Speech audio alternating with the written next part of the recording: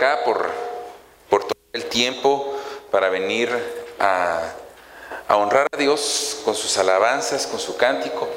Y también pues es el momento en el cual nosotros tenemos que tomar el tiempo para aprender de la palabra de Dios.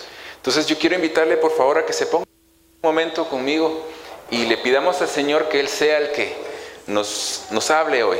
Amén. Que no sea palabra de hombre, sino que sea realmente palabra de Dios, palabra para usted que edifique su vida. ¿Está conmigo? Amén.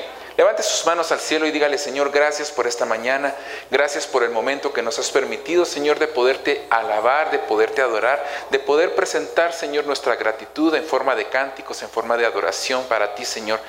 Y te damos gracias porque nos has permitido también, Señor, hacer lo que nos mandaste, que es orar, Señor, los unos por los otros, intercediendo, poniéndonos a la brecha, Señor, por los hermanos.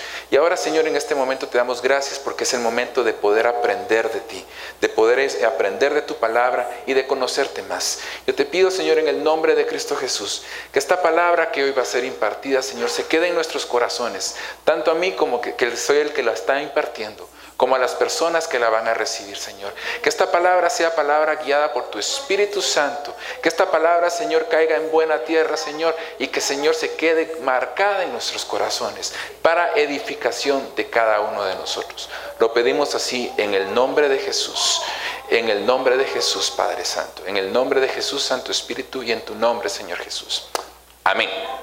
Amén. Antes de que se siente, por favor, tómese unos 2-3 segundos para salir de su lugar y bendiga a la persona que no vino con usted. Ahora sí ya se puede sentar.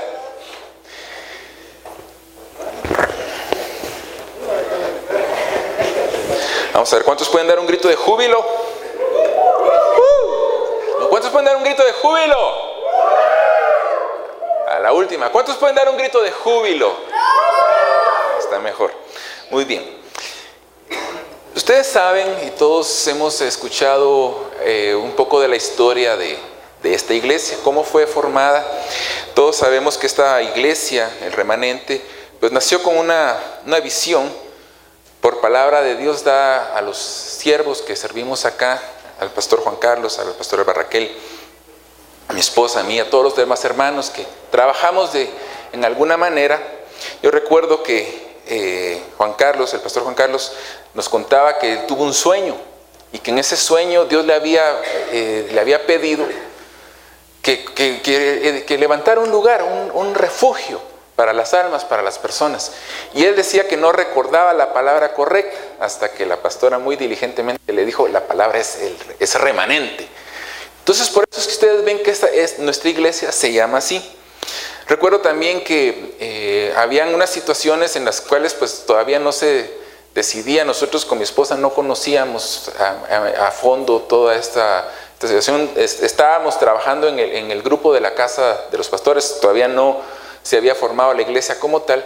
Y en una ocasión a mí me tocó hacer una prédica sobre el recorrido de Abraham, de cómo Dios llevó a Abraham, en ese momento todavía era Abraham, de Ur hasta la tierra de Canaán. Después, no inmediatamente, sino que después, mi esposa compartió otra palabra, y específicamente era una palabra basada en el libro de Isaías, que era remanente. Y esas palabras fueron las que impulsaron y dieron como que el arrancón para que esta visión que ustedes están hoy compartiendo, que ustedes tienen el honor de compartir con nosotros, también para nosotros es un honor que ustedes estén acá, y ustedes están sentados acá, es mucha de esa palabra, por mucha de esa visión. Pero también recuerdo que cuando muy empezamos, Dios le habló a hermana Susel, y ella, en una visión, un sueño, si no estoy mal, Dios le dijo que Dios quería algo de remanente. Y es algo que ustedes pueden ver en esa manta que está del lado derecho de ustedes, en la parte de atrás, que dice en Romanos 12. Y dice prácticamente: esto nos pidió, hermanos, nuestro Padre al remanente. Y eso es lo que quiero platicar con ustedes el día de hoy. Si ustedes tienen su Biblia en la versión Reina Valera, que es la que la mayoría tiene, en la que la mayoría está basada, el título es muy interesante de ese capítulo. Alguien que me pueda decir solo el nombre del capítulo, en el nombre en que dice deberes cristianos. Muy bien.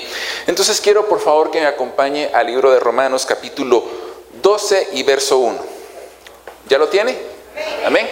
Lo puede leer aquí también en la pantalla. Dice, así que hermanos, léalo fuerte conmigo. Así que hermanos, os ruego por las misericordias de Dios que presentéis vuestros cuerpos en sacrificio vivo, santo, agradable a Dios, que es vuestro culto racional. Repita conmigo una vez más, dice, que presentéis vuestros cuerpos.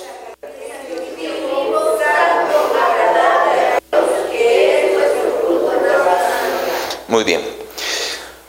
Si usted ha leído el libro de Romanos, y si no, lo invito a que lo haga, por favor.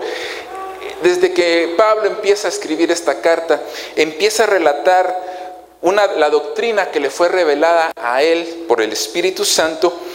Y Pablo nos habla desde el inicio en esta carta de la culpabilidad del hombre, del cómo el hombre es culpable. Nos habla sobre el juicio correcto de Dios, el juicio justo de Dios. Nos habla sobre la ley. Nos explica que no hay nadie justo. Nos dice que no hay ningún justo, que ninguno de nosotros es justo. Solo hay una persona que fue justa. Nos habla de la justificación por medio de la fe. Nos habla de la fe puesta por obras. Pone como ejemplo a Abraham, un ejemplo de fe. Hace una analogía entre Adán y Cristo. Nos dice que tenemos que morir al pecado, que ya no tenemos que ser parte y vivir de acuerdo a lo que el mundo quiere. Nos llama a ser siervos de la justicia y nos habla de vivir en el Espíritu. Nos habla de vivir en las condiciones que Dios quiere. Este es un resumen en estos capítulos del 1 al 11 prácticamente de lo que es la misericordia de Dios. Diga conmigo, misericordia de Dios. Dígalo más fuerte, misericordia de Dios. Entonces cuando Pablo nos dice en esta versión, así que hermanos, quiere decir, por todo lo que yo les expuse anteriormente, por todo lo que está relatado antes de esto, les pido una cosa. Pablo nos relata la misericordia de Dios, nos muestra cómo ha sido la misericordia de Dios. Y en este punto, Pablo dice, así que, tomando en cuenta todo lo que les platiqué, nos dice algo, les ruego. Y nos lo dice con mucha autoridad. Dice, os ruego. Nos hace una exhortación, una invitación, recalcando sobre la misericordia de Dios que nos expuso en los capítulos anteriores, a poner en práctica la palabra, a poner en práctica lo que hemos escuchado y lo que hemos entendido.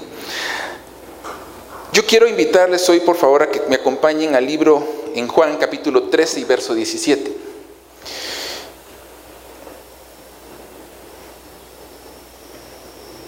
Juan 13, 17. Espero no tardarme mucho hoy. Quiero ser bastante breve.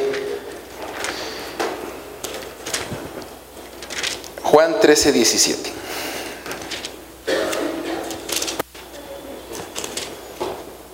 ¿Lo tiene? Léalo fuerte conmigo. Dice, si sabéis estas cosas, que dice, bienaventurados seréis si las hicieres. El contexto de este verso, si ustedes leen un poquito antes, nos relata la historia de cuando Jesús le lavó los pies a sus discípulos. Jesús poniendo el ejemplo de que Él vino a servir y no a ser servido. Les puso el ejemplo práctico y Jesús mismo, siendo el verbo de Dios, pone por obra la palabra. Y les dice a ellos, si sabéis estas cosas, bienaventurados seis si las hiciereis. Lo que nos invita aquí en este verso es de que si nosotros conocemos la palabra de Dios, ¿qué dice entonces? Que si conocemos, si sabemos la palabra de Dios, ¿qué somos entonces si hacemos la palabra de Dios? Si obedecemos la palabra de Dios, si la ponemos en práctica, ¿qué sucede entonces? ¿Qué pasa con nosotros? Somos bienaventurados. Entonces, conociendo el texto y el momento en el que Pablo habla a los romanos sobre esto y les relata de nuevo sobre la misericordia de Dios, les pide que pongan en práctica algo y les dice entonces, presentéis vuestros cuerpos en sacrificio vivo. En el capítulo 12 hay varias cosas de lo que Dios quiere que nosotros hagamos, pero nos vamos a enfocar en esta parte, en que nosotros presentemos a nuestros cuerpos a Dios en sacrificio vivo, santo, agradable a Dios, que es nuestro culto racional. Ahora bien, el hacer caso a esta palabra es una decisión. Es algo que yo tengo que decidir por mí, es algo que usted, mi hermana, tiene que decidir por usted, es algo que usted, hermano, debe decidir por usted. Como decía alguien por ahí, usted mamá, usted papá, lo tiene que hacer por su propia cuenta. Es algo que los padres no pueden hacer por sus hijos. Es algo que usted puede amar a su hijo, pero es una decisión que él tiene que hacer por su propia cuenta. Amén. Esto es algo personal. Yo creo que Pablo, al referirse específicamente a nuestros cuerpos, no solamente se refería a nuestra existencia física, sino a todo lo que nosotros somos. Es decir, todo lo que usted es, su corazón, su mente, sus creencias, sus convicciones, todo es lo que quiere que Pablo, que usted presente como un sacrificio vivo, agradable a Dios. La palabra sacrificio que nosotros escuchamos y hemos leído en el Antiguo Testamento se refiere a la práctica de ofrecer animales vivos en sacrificio. Ahora bien, hermanos, usted no puede sacrificar algo que ya está muerto. Usted no puede presentar a sacrificar algo que ya se murió. Cuando la gente, el pueblo de Israel, llegaba a ofrecer su sacrificio, llegaba con un animalito que estaba vivo. Sí, el sacrificio que nos habla acá Pablo no se refiere a que nosotros entonces tengamos que morir, sino que se refiere a un sacrificio que sigue vivo, que se presenta constantemente, que se presenta diariamente, si usted lo quiere ver así. El sacrificio que habla Pablo acá no es un sacrificio que usted se presenta y se murió, sino que usted se presenta y sigue vivo. Acompáñeme a 1 de Pedro 2:5, por favor. Amén. Diga conmigo, yo soy un sacrificio vivo. Dígalo más fuerte, yo soy un sacrificio vivo.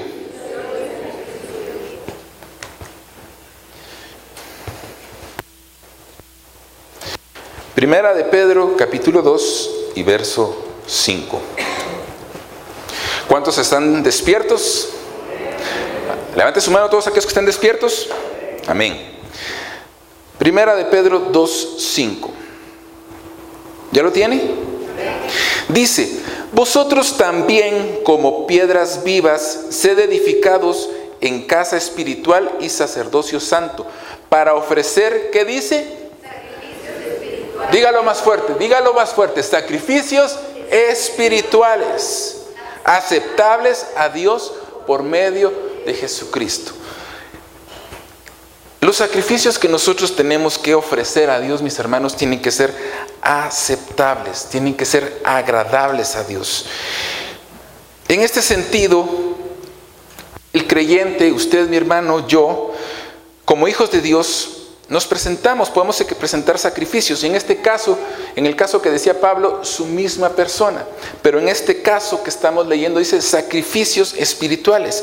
Y esos sacrificios espirituales refieren también a una forma de vida, a algo que usted tiene que ser, a una forma de vida que Dios quiere que ser.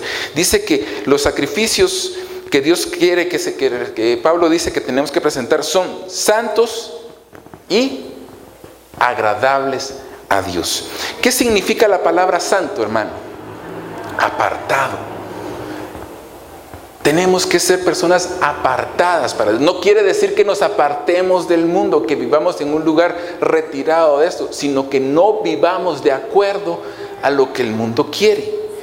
Amén. Los sacrificios, como les digo, llegaban vivos al altar. Los sacrificios no llegaban muertos y eran presentados a Dios ya muertos, pero no es lo que está hablando Pablo hoy. Y tiene que ser, entonces nos dice que somos santos, que tenemos que estar consagrados a Dios. Y esto tiene implicaciones obviamente morales y éticas. Una persona santa es una persona que quiere alejarse del pecado. Es una persona que no desea el pecado. Es una persona que está dispuesta a no robar, a no hablar cosas malas. Sabemos cuáles son los pecados porque Dios nos ha revelado qué es lo que es pecado. Y eso es lo que Dios quiere que nosotros tengamos. Dios quiere que nosotros nos presentemos a Él como lo que Dios quiere de nosotros. Y eso es lo que usted puede ver en el capítulo 12 de Romanos. Y agradable.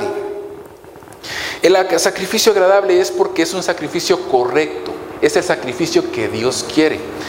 Si usted, mi hermana, le hace su almuerzo delicioso a su esposo y usted sabe que a él le fascina, a mí me gusta la carne. No como mucha carne porque a mi esposa no le gusta.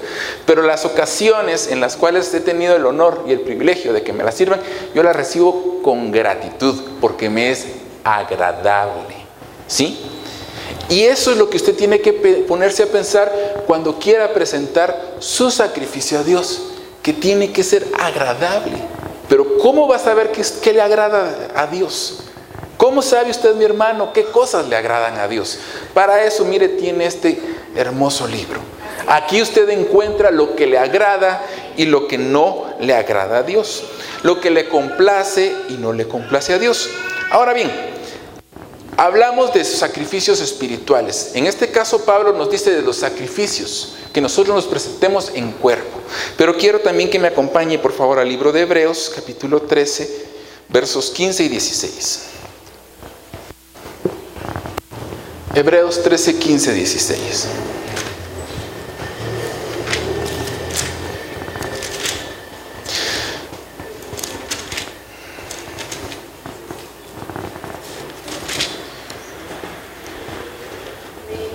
Amén.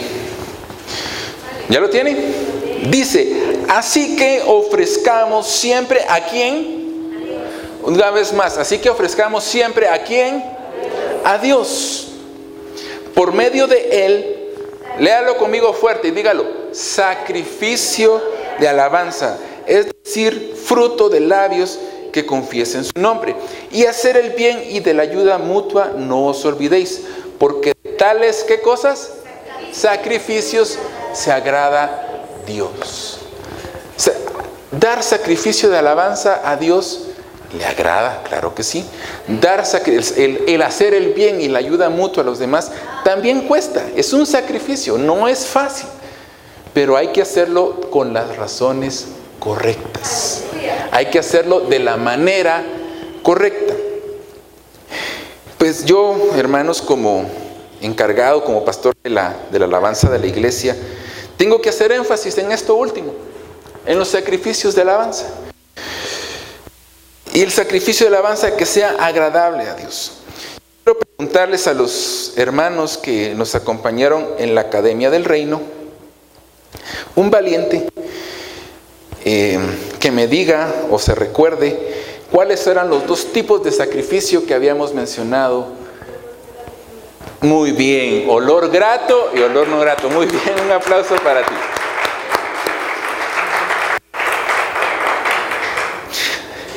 Debo aclarar que la palabra de olor no grato no está específicamente en la palabra, sino que nos sirvió como ejemplo para clasificar los sacrificios. Los sacrificios que subían con olor grato a Dios. Ahora bien, otra pregunta, y aquí es donde quiero ver si me pusieron atención. ¿Alguien se recuerda cuáles eran los sacrificios de olor grato?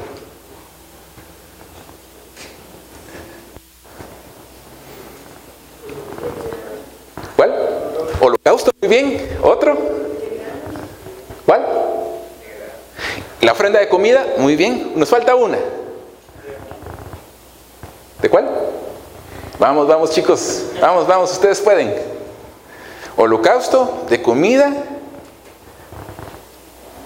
y de paz. Muy bien, un aplauso para la pastora que no estuvo en la academia, pero también respondió correctamente. Los sacrificios que subían con olor grato a Jehová, es decir, que eran inmediatamente aceptados por Dios, eran estos: el holocausto, la ofrenda de comida y la ofrenda de paz. Ahora bien, estas ofrendas, el holocausto, la ofrenda de comida y la ofrenda de paz, tienen otra particularidad. De nuevo, a los hermanos, a los chicos de la academia, les pregunto, ¿qué particularidad tenían estos sacrificios? Son voluntarios, muy bien. Diga conmigo, voluntarios. Dígalo más fuerte, voluntarios. Es decir, que nadie le obligaba a la persona que entregaba el sacrificio a entregarlo, sino que salía de su corazón, salía de su deseo. El sacrificio del holocausto tenía como propósito tener acceso a Dios, agradar a Dios. Era un macho cabrío, era un ganado, era un cordero, una tórtola, palomino. Y se decidía qué animalito se tenía que entregar en base a la capacidad de cada persona. En base a la capacidad de cada persona. Ahora bien, ¿cuál es su capacidad, hermano, joven, señorita, para alabar a Dios? ¿Con qué es capaz usted de alabar a Dios? ¿Es capaz de alabarlo con sus manos? ¿Es capaz de alabarlo con su boca? ¿Es capaz de alabarlo con todo su cuerpo? ¿Es capaz de alabarlo con su servicio? ¿Se recuerdan que hace unos días hablábamos sobre el servicio también, que era parte de nuestra adoración a Dios? ¿Cuál es su capacidad entonces, joven, señorita, hermano, hermana, para alabar a Dios? ¿Se limita usted en su capacidad para alabar a Dios? No me respondan esa pregunta. ¿Nos limitamos entonces en nuestra capacidad para alabar a Dios? Desafortunadamente, hermanos, sí. Nos limitamos. Las limitaciones las ponemos nosotros mismos. Más que todo por el qué dirán, por el temor, la vergüenza. Puede ser que vengamos cansados, puede ser que vengamos con alguna situación, pero eso no tiene que impedirnos, no nos tiene que desmotivar. Una persona que no tiene manos, es lógico que no pueda palmear. Pero usted sí tiene, a ver, todos sus palmas. Muy bien. No me hagan así, por favor. Todos tienen sus palmas. Les decía a los hermanos de la academia, ¿hay algún mudo acá? O sea, tal vez hay algún mudo pero no hay ningún mudo. No hay nadie mudo.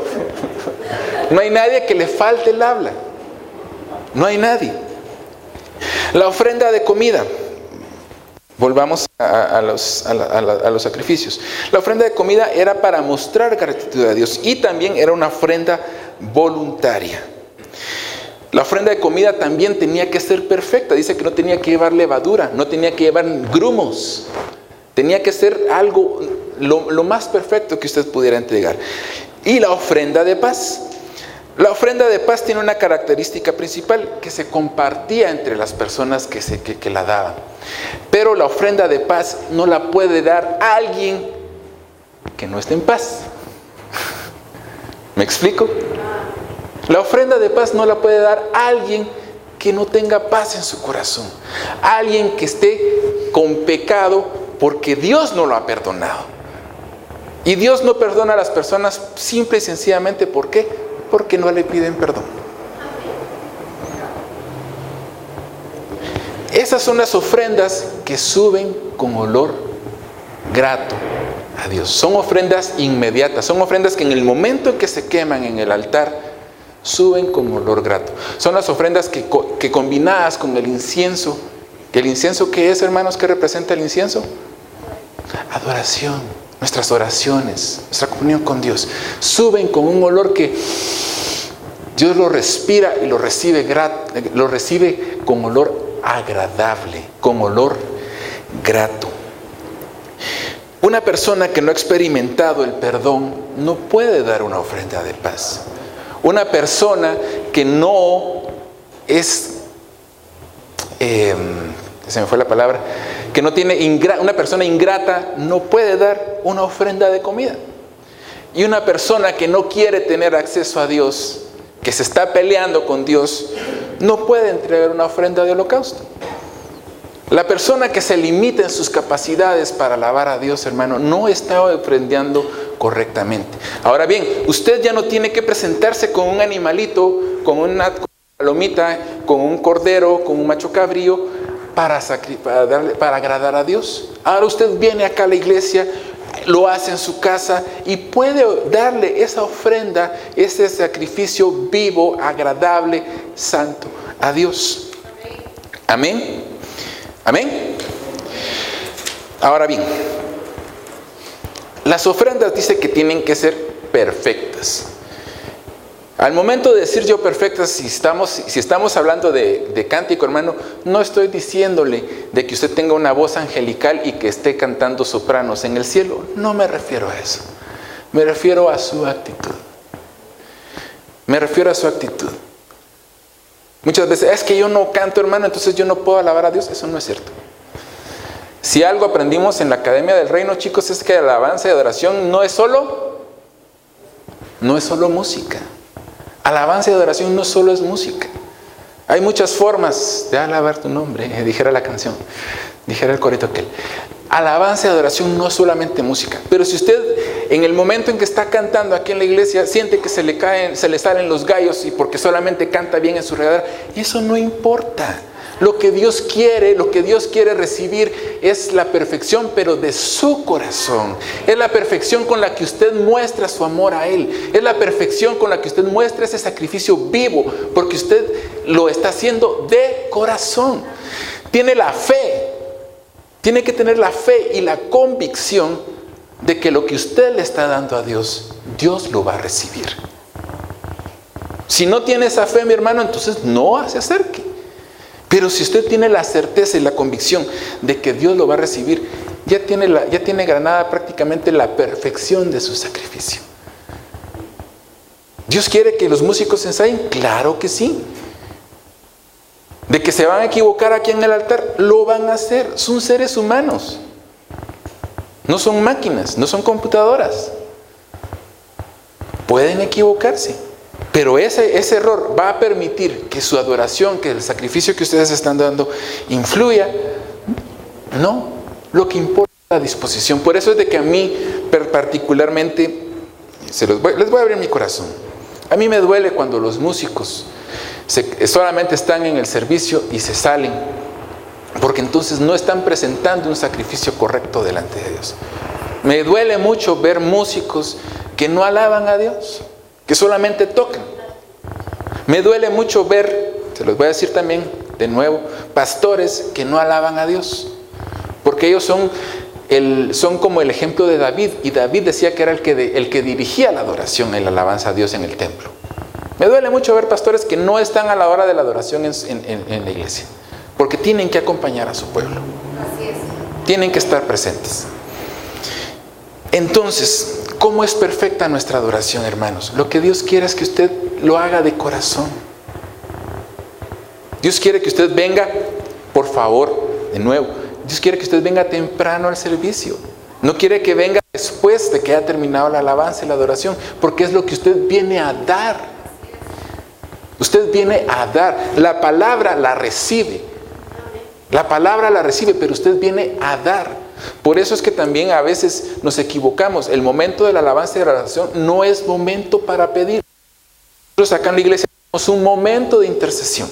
Y si usted le pide algo a Dios en el momento de la alabanza y la adoración, pídale que su ofrenda suba con olor grato a Él. Pídale que su presencia esté aquí. No le pida, ay Señor, necesito que mi negocio salga y todos cantando y usted, porque no está haciéndolo correctamente. No lo está haciendo bien. Hay un momento para pedir. Hay un momento para pedir.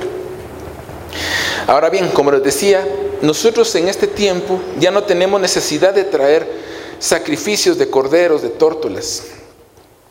Nuestro sacrificio que nosotros presentamos ahora en este tiempo somos nosotros, la alabanza, la adoración y nuestras buenas obras.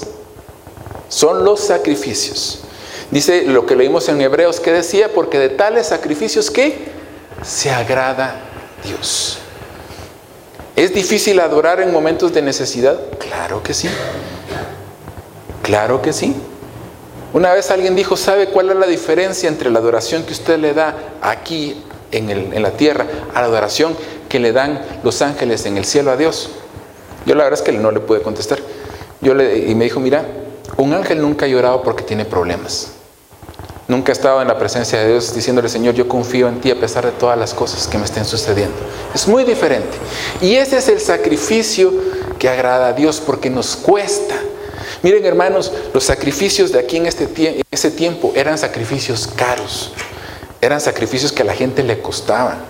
Y a veces, por lo regular, muchas veces los otros sacrificios involucraban que el animalito fuera parte de sus pertenencias, prácticamente que usted se había encariñado con él y que lo presentara vivo y que usted impusiera sus manos para identificarse con él y después de eso ser sacrificado. El sacrificio, mis hermanos, tiene que ser algo que le cueste, tiene que ser algo caro. ¿Y qué le cuesta a usted dar? ¿Qué le cuesta a usted dar? Hay una versión de este mismo verso, se los voy a leer. Está en la Biblia al día. Romanos 12:1. Si usted lo quiere buscar más adelante, lo puede buscar. Se los comparto porque es una traducción que la verdad me gustó mucho. Dice, amados hermanos. Es lo mismo que leímos en Romanos 12:1, solo que tiene una traducción un poquito diferente. Les ruego que se entreguen de cuerpo entero a Dios como sacrificio vivo y santo. Este es el único sacrificio que Él puede aceptar. Póngame atención en esto, dice, teniendo en cuenta lo que Él ha hecho por nosotros, sus misericordias, ¿será demasiado pedir? ¿Será demasiado pedir que nosotros nos presentemos a Dios como sacrificios vivos, santos y agradables? ¿Es mucho pedir por las misericordias de Dios? Yo creo que no, mis hermanos. Yo lo que quiero en mi vida es escuchar algún día al Señor que me diga estas palabras y quiero compartírselas con ustedes. Está en Mateo 3:17 y con esto casi voy a finalizar. Y quiero pedirle por favor que se ponga de pie y lo lea conmigo. Mateo 13:7. Perdón, Mateo 3:17, perdón.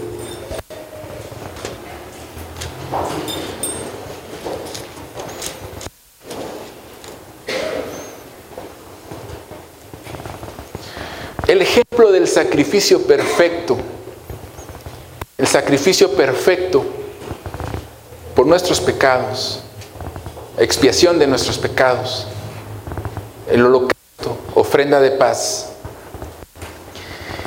y ofrenda de comida, está personificado en Jesús. Y en el capítulo 3 del libro de Mateo, del Evangelio de Mateo, y verso 17 dice, y hubo una voz de los cielos que decía, este es mi Hijo amado, en que tengo complacencia. Cuando nosotros complacemos a Dios, hermanos, es porque nos encuentra agradables. Nos encuentra delicioso compartir ese sacrificio y recibir ese sacrificio tuyo y mío. Ejemplo de la perfección del sacrificio está aquí con Jesús. Pero yo quiero preguntarles, mis hermanos, ¿cuántos de ustedes quisieran realmente escuchar que Dios les diga, este es mi hijo, esta es mi hija, amado, en quien yo tengo complacencia? ¿Cuántos quisieran escuchar eso de parte de Dios? ¿Cuántos realmente quieren escuchar eso de parte de Dios? Yo quiero invitarle en esta mañana entonces a que levante su mano y le diga, Señor, yo quiero presentarme ante ti como un sacrificio vivo, santo y agradable.